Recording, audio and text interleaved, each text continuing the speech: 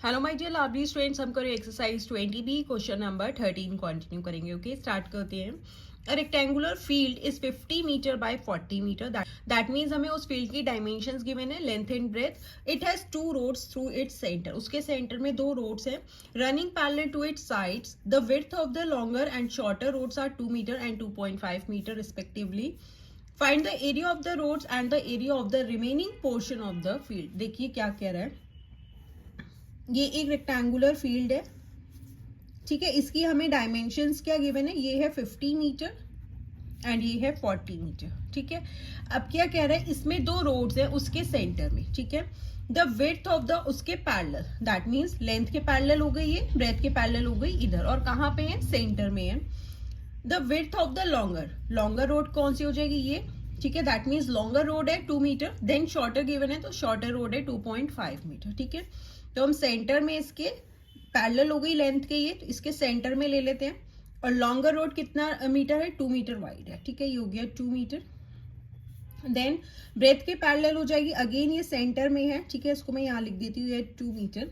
Again इसके centre में है ये, ठीक है। ये वाली जो रोड है इसकी विड्थ कितनी है, ये है 2.5 मीटर।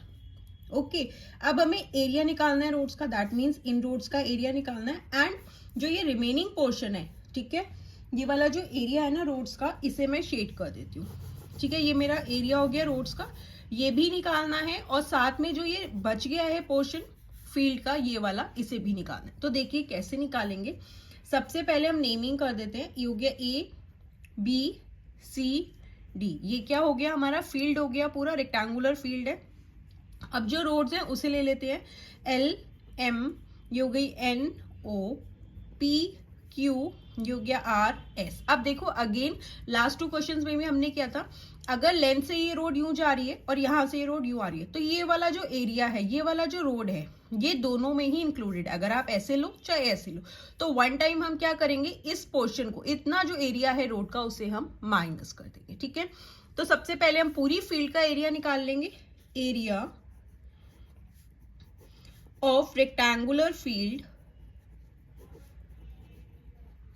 that is ABCD, पूरी एक फील्ड है ABCD is equals to area कैसे आएगा, length into breadth square unit, ठीक है। अब लेंथ कितनी है 50 इनटू ब्रेथ है 40। ओके, एरिया क्या है, metre square. 2 zeros as it is आ गए, 4 5s are 20, that is 2000 metre square क्या है, इस पूरी फील्ड का एरिया है, ठीक है। अब देखो, अब हम रोड्स का निकाल लेते हैं। पहले एल एम एन ओ का निकाल लेते हैं।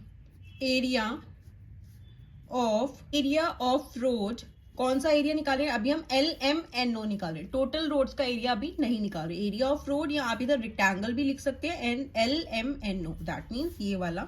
अब देखो लेंथ कितनी हो जाएगी, ये लेंथ है इसकी, ये लेंथ कितनी है 50 है, तो लेंथ हमारी हो गई 50। अब इसकी ब्रेथ कितनी है, सिर्फ ये इतना रोड है, तो ये हमें दे रखा है ना कितना मीटर वाइड है, 2 मीटर वाइड है, तो इसे 2 के साथ मल्टीप्लाई कर देंगे मीटर स्क्वायर, ठीक है। 2 5s are 10, 0 मीटर स्क्वायर जो है, यूं हमारा लेंथ में जो हमारी रोड जा रही है, ये लेंथ के पैरेलल जो रोड है, इसका हमारा एरिया आ गया। अब हम एरिया निकाल लेते हैं, पी क्यू आर है इसका। Area of road P Q R S is equals to, अब देखो ये हमारी लेंथ है, तो ये लेंथ कितनी है, ये कितना है 40 है, तो यहाँ पे ये लेंथ हो गई इसकी 40 इनटू विड्थ कितनी है रोड की, हमें गिवन है ना, ये हमारी ब्रेथ हो गई, दैट मीन्स 2.5, इसे मल्टीप्लाई कर देंगे मीटर स्क्वायर, ठीक है। 25 को 4 के साथ मल्टीप्लाई कर देते हैं, 4 5s are 20, 4 2s are 8 10, ठीक है। एक जीरो एज इट इज आ गया। अब 1 डिजिट के बाद डेसिमल है, तो यहाँ डेसिमल लगा दोगे तो 100 हो गया। 100 मीटर स्क्वायर जो है इस रोड का एरिया आ गया। बट इन दोनों एरियाज में क्या है, ये 2 टाइम्स इंक्लूडेड है, तो हम इसे माइनस कर देंगे। इसे हम क्या ले लेते हैं, ई एफ जी एच, ठीक है।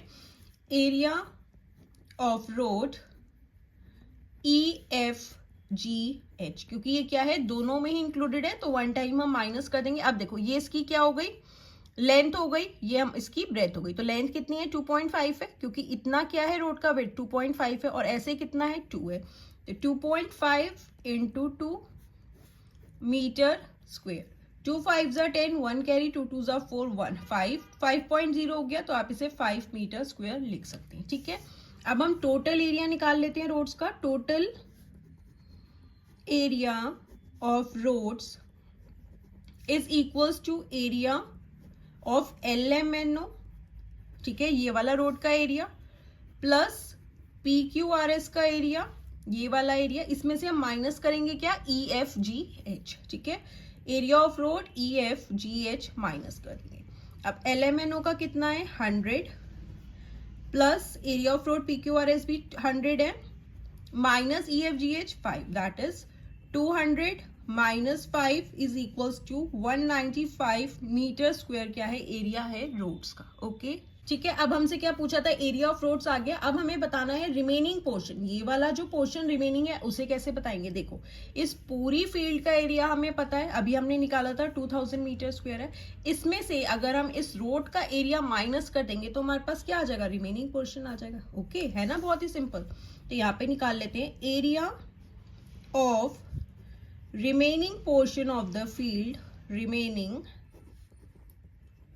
portion of rectangular field is equals to area of rectangular field, that is ABCD. में से माइनस कर देंगे क्या, एरिया ऑफ रोड्स. ठीक है, तो एरिया ऑफ ABCD कितना है 2000 है. 2000 माइनस एरिया ऑफ रोड्स कितना है, अभी हमने निकाला 195.